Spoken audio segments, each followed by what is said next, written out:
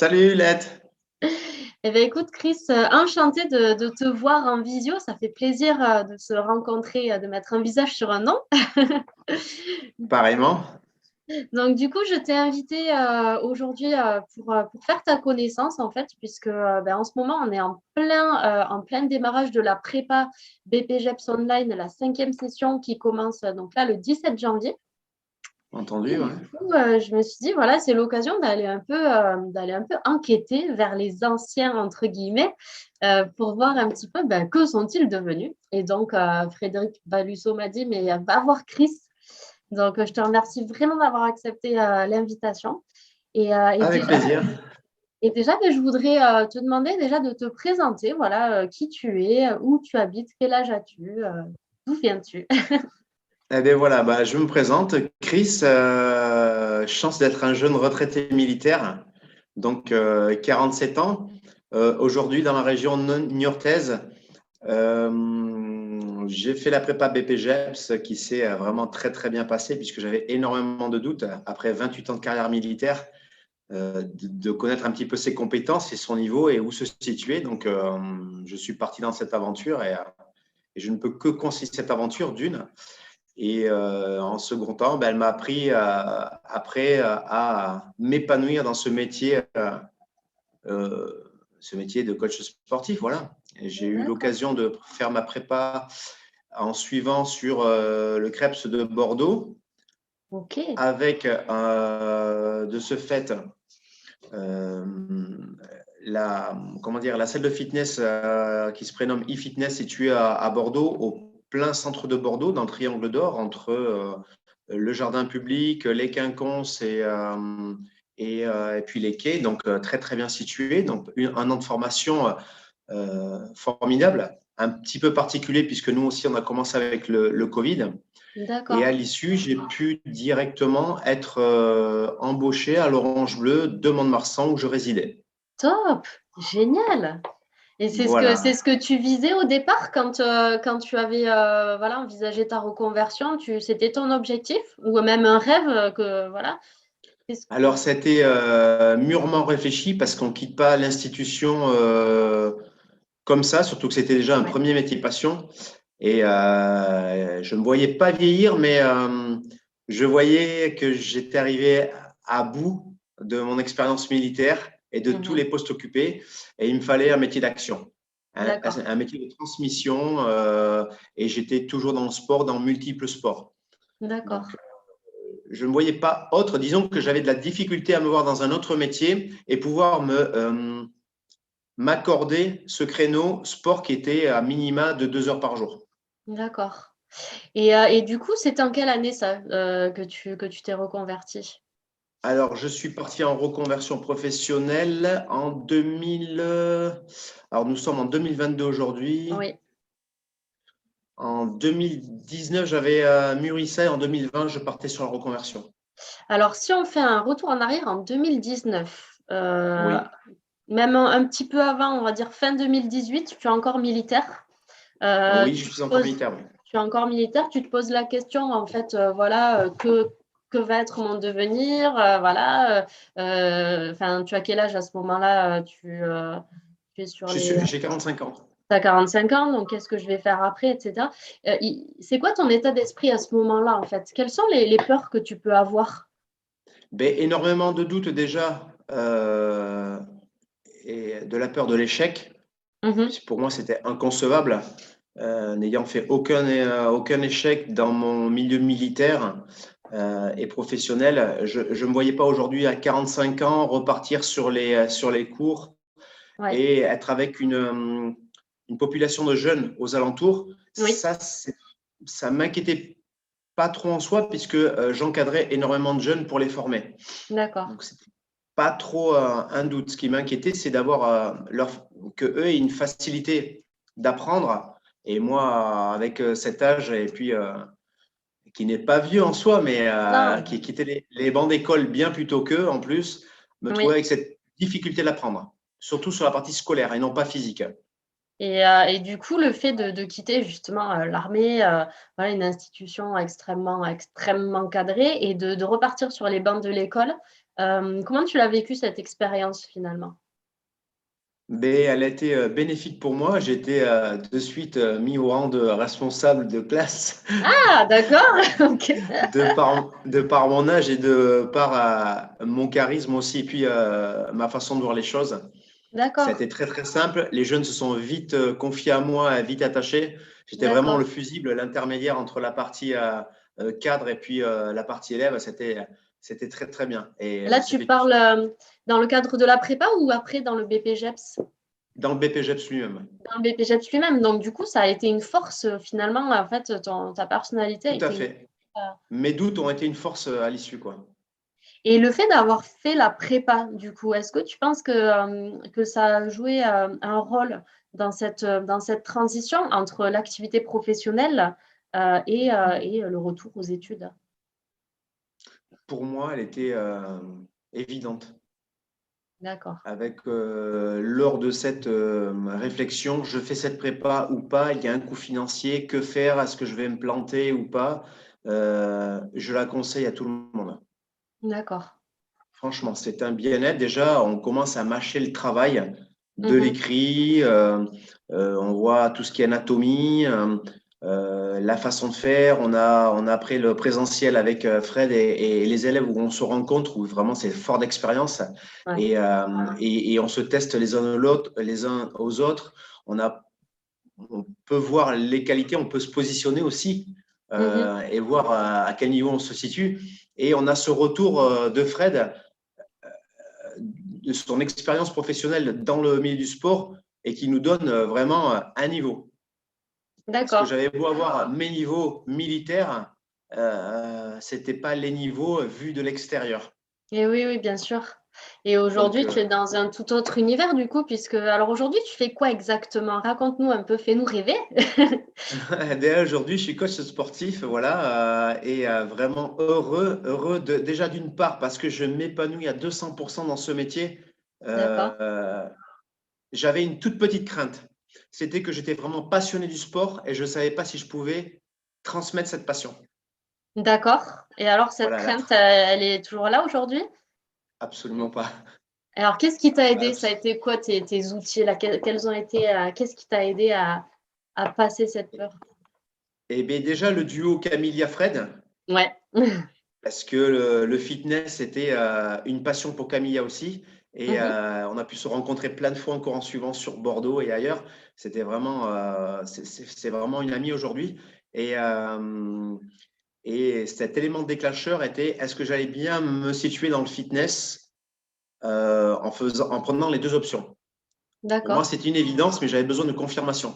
d'accord. Et aujourd'hui, et ça l'est parce qu'en ayant pu faire deux oranges bleues différents, travailler chez eFitness en centre de Bordeaux, j'ai pu faire trois salles et je n'ai aucun regret et je suis vraiment aujourd'hui vraiment rassuré et j'ai pu noter le niveau que j'avais et D'accord. j'en suis que fier parce que je suis vraiment sûr de moi alors que je ne l'étais pas auparavant. D'accord. Donc, tu es en train de me dire que tu as gagné finalement, tu avais cette peur de ne pas réussir à transmettre ta passion. Aujourd'hui, tu as gagné en Oui. assurance finalement. En assurance et j'arrive vraiment easy dans tous les cours de fitness, même si je vais juste faire une démo dans un club. D'accord, ok. Mm. Et ça, c'est des Ouais, choses que ouais. tu as gagnées humainement, plutôt pendant tes rencontres en fait avec les coachs de la prépa. Et aussi, tu me Exactement. disais Avec aussi la avec. coach, avec Ouais. les coachs et en second temps avec les adhérents, quoi. Et oui, oui, oui, bien sûr. Parce Oui, qu'on peut être passionné, on peut aimer et transpirer le sport, le transmettre, c'est autre chose. bien sûr, bien sûr. Et c'est là où toute la prépa m'a aidé aussi, D'accord. à me convaincre que j'étais capable de transmettre. C'est énorme. C'est énorme ce que tu dis. Mm. Sachant que dans l'armée, on n'est pas sur la même pédagogie Non, que du dans le tout. fitness. Donc c'est énorme de voir que, ben, en tout cas, aujourd'hui, tu as l'air vraiment complètement épanoui, hein. Enfin, Oh oui. on voit une reconversion réussie. Moi, j'ai une petite question aussi qui me vient. Le fait d'avoir ce passé quand même dans l'armée où il y a vraiment une sécurité de l'emploi, où tu es vraiment, tu as un engagement, un contrat, une sécurité, un salaire qui Oh tombe, oui. etc. Et d'être parti dans le fitness, dans le coaching sportif. Euh, Aujourd'hui, cette vie différente, est-ce qu'elle est plus vibrante? Est-ce qu'elle est plus stressante?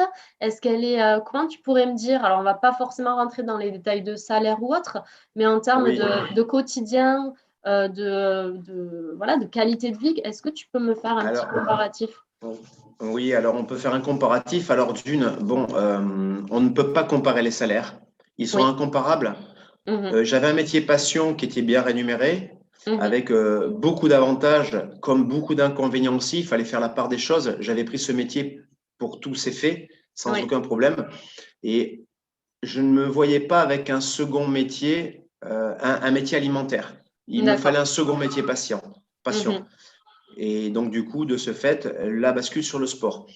Je mets à part justement les salaires parce qu'aujourd'hui, j'ai la chance d'être retraité militaire, donc Oui. de bénéficier d'une bonne retraite. Et de ce fait, je peux basculer sur ce métier passion sans compter mes heures et transmettre sans regarder l'argent. Super. Super. Voilà ce que je peux dire. Ensuite, les questions suivantes étaient le stress, je n'en ai absolument pas. Si ce n'est que je suis un petit peu trop perfectionniste et je me tue à la tâche pour avoir des scripts parfaits. D'accord. Ça, c'est tout à chacun. Euh, je me mets un petit stress supplémentaire pour moi parce que je veux que ça soit carré. Ça, c'est de ma formation et puis de mon éducation. D'accord. Mais je ne peux pas comparer le stress d'une au travail et de deux de la vie de tous les jours avec ce que j'ai pu vivre D'accord. OK. auparavant, sur lequel je n'avais pas d'horaire et pas de temps en moi puisque j'étais les trois quarts du temps à l'étranger en mission constante. D'accord. OK. Voilà. D'accord. Et, Voilà. J'ai et passé 28 ans de carrière pour refaire le point et j'ai passé cumulé 15 ans à l'étranger. d'accord, waouh! Ah oui, en effet. Là, ça doit te du coup, c'est clair que c'est un changement total de vie et Donc, de c'est un changement total. ah oui, Voilà. oui, en effet. Et parle-nous un petit peu des personnes que tu coaches.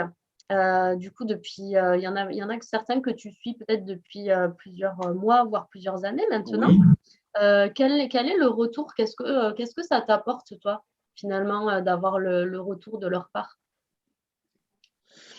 Alors, leur retour est hyper bénéfique parce que, encore une fois, tu arrives à te situer, tu arrives à voir la progression. D'une part, ta progression, mais la leur, dans un Mmh. changement physique ou un D'accord. changement mental. Parce que des gens viennent, ils se cherchent et puis finalement, ils ont un bien-être personnel, sans parler du physique. Ouais. Ouais, ouais, ouais. Tout à fait. Donc, ça fait que grandir. Je reviens tout le temps avec une banane. J'ai toujours le sourire. J'avais des moments aigris dans mon milieu militaire parce qu'on ne voit pas que des belles choses et puis parce qu'on est un petit peu fermé dans sa bulle et on ne côtoie que ce milieu-là. En Oui. l'occurrence, là, en étant ouvert à d'autres personnes de milieux différents, justement, et avec des attentes différentes, ça me permet d'arriver avec tout le temps le sourire, toujours envie de faire mieux et d'amener les gens vers le haut, quoi.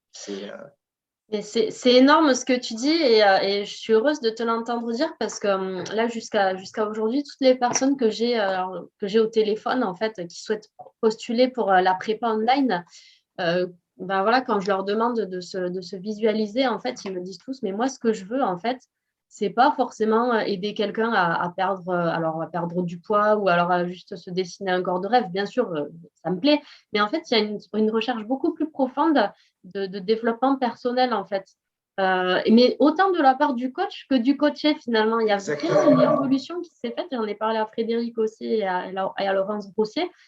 Aujourd'hui, en fait, on sent que le coaching sportif, c'est pas juste voilà, travailler sur un corps physique, on est vraiment sur quelque chose de au-delà.